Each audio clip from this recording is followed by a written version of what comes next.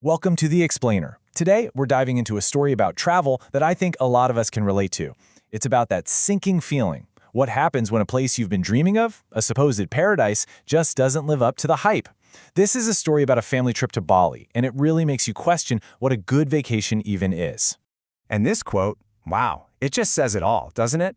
This isn't some first-time visitor who had a bad day. This is from someone who's been there 5 times and is feeling that slow, creeping disappointment, the feeling that a place you once loved has just lost its magic. It kind of makes you wonder, can you ever really go back? So every trip like this starts with an idea, a dream, and this one was just picture perfect. The plan was for a big, multi-generational family vacation to Bali, and the whole thing was sparked by the wife's amazing memories of a trip she took 15 years ago. I mean, you look at this on paper and it's flawless, right? You've got nostalgia driving the whole thing, you've got the kids seeing it for the very first time, and you have 3 generations of family all coming together.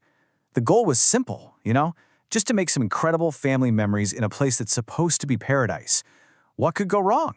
Well, almost from the moment they landed, that dream started to bump up against a very different reality. And it became pretty clear pretty fast that the main feature of this trip wasn't going to be the beautiful beaches, it was going to be the traffic. And this is really the heart of it. Think about that. The most powerful, lasting impression of Bali wasn't some gorgeous sunset or an ancient temple. Nope, it was the frustrating feeling of being stuck in a car, inching along, just watching the precious hours of his vacation tick away. And this wasn't just a feeling. Let's put some numbers on it.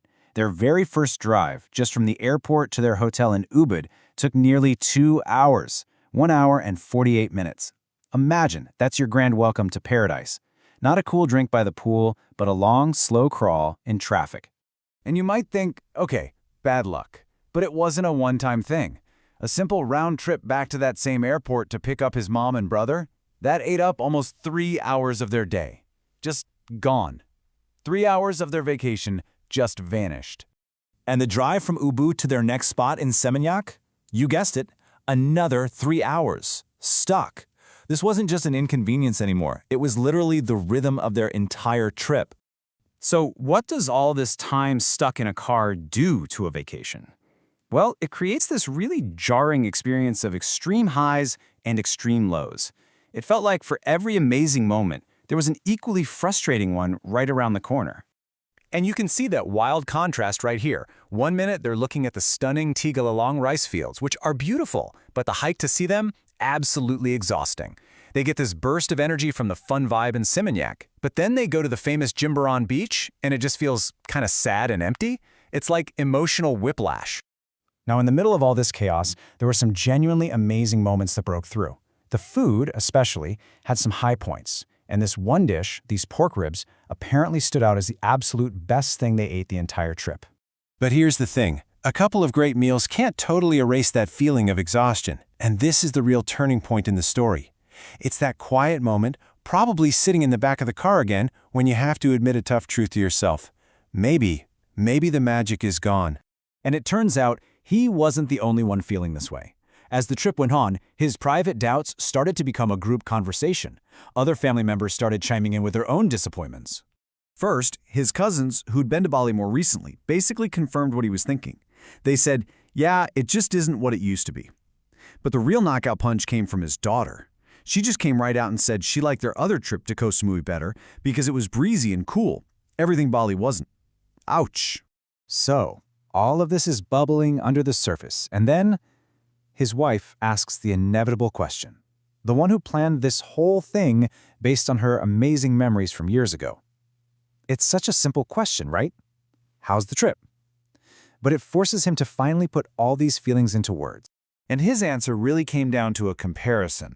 He thought back to another family trip they'd taken that same year to Perth, and the difference was just night and day.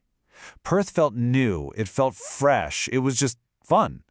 Bali, on the other hand, it was just tiresome, it completely failed to live up to the expectation. So, okay, the verdict is in.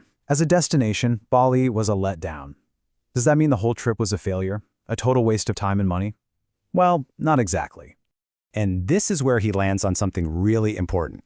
He realized that while the place might have failed them, the whole purpose of the trip was actually a huge success. The original goal was always about getting the family together, and that part was brilliant. And this, right here, is the key takeaway of the whole story. It's such a powerful reminder, isn't it? Sometimes the backdrop, the scenery, the activities, they don't matter nearly as much as the people you're with. The real value wasn't in Bali itself, but in the simple fact that 3 generations of a family were all together. And that leaves us with a pretty big question to think about for our own travels. In a world of perfect Instagram photos and pressure to have the best trip ever, what are we really looking for when we go away? Is it the perfect destination? Or is it the connection with the people we're with? What's the thing that really makes it all worthwhile in the end?